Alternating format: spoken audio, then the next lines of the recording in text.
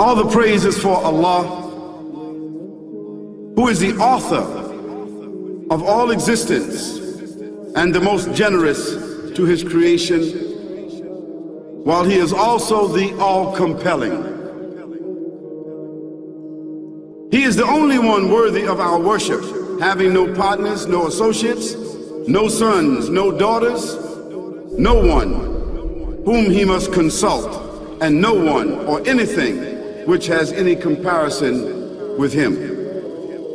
All the praise is for Allah, who is the King of all who claim sovereignty, the only one who has the right to legislate for his creatures. He is the giver of life. He is the causer of death, while death has no effect upon him, because he is the ever-living, the self-subsisting, the eternal and the only absolute.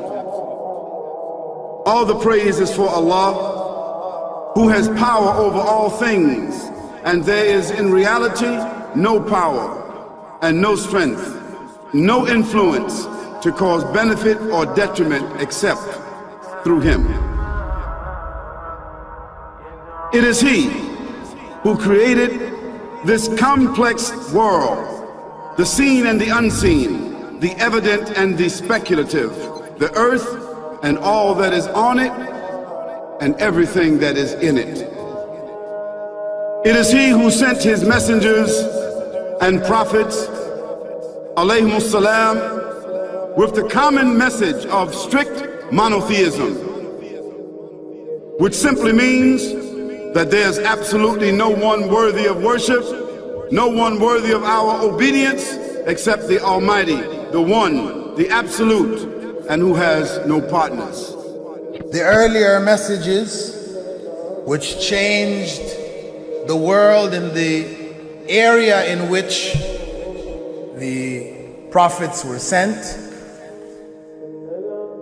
those messages we know have changed, and even the prophets who brought them, their names are now lost.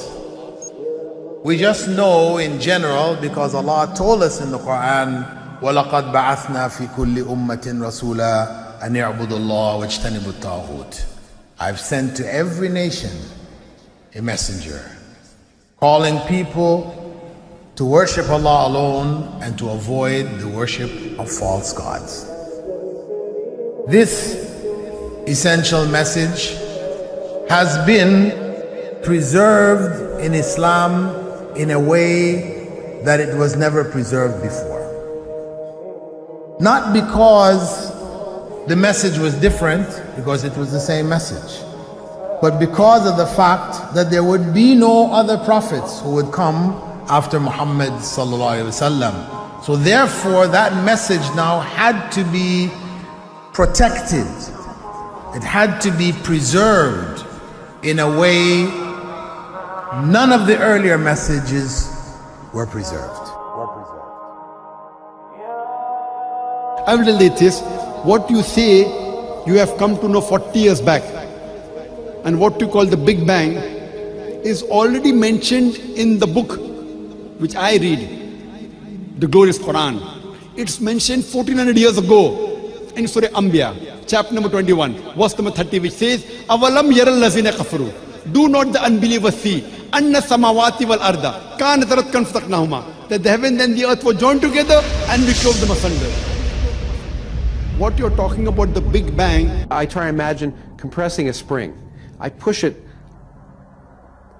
closer and closer and closer together so it's smaller and smaller and smaller, and I've stored a tremendous amount of energy in that spring, and when I let it go, it bursts out, it bursts out, it bursts out. the creation of the universe, which you came to know 40 years back, is already mentioned in this book, the glorious Quran, 1400 years ago. Who could have mentioned that in the Quran? So the atheists will say, maybe someone wrote, maybe it's a fluke, maybe it's a guesswork. A human being, regardless of who they are, or where they are, or what they do, will have this curiosity. They'll want to know, why am I here? How did I get here? And do I have a purpose? And if so, what is it? The only one who would really be able to answer that question would be the Creator himself. If there is a creator, it would be up to him to tell us why we were created and what he expects from us and what this life is really about. Allah has shown the people from the time of Adam until right now, has shown the people what he wants from them. And it's a very simple thing, and that is that worship be for him alone without any partners. In fact, we know this life to be a test from Almighty God. That's why we're born, and that's why we die, because there has to be a beginning and an end for us to be tested on. The next life, after this life, no one will ever die again. A bad person or a good person. Both are brought back, and they continue to live in the next life, either in good shape or not so good shape, depending on how they did on the test. The worship of the God of Abraham, that was what was taught by these prophets.